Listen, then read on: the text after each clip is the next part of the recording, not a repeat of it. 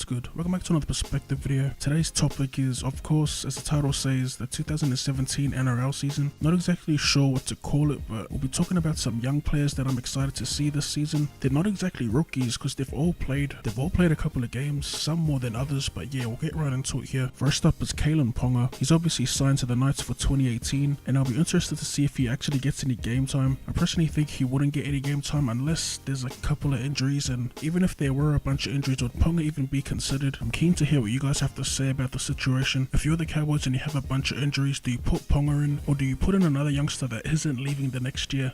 Alright, next up we got an actual player that will be playing this season, and it's Latrell Mitchell.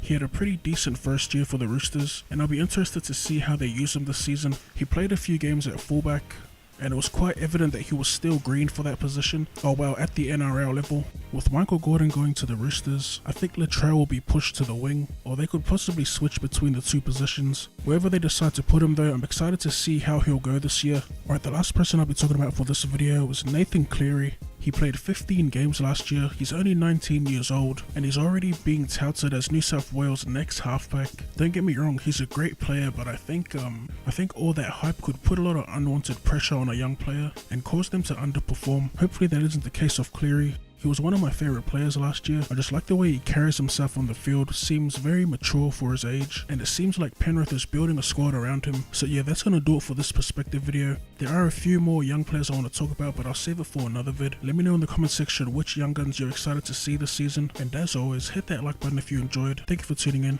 and I'll see you in the next one.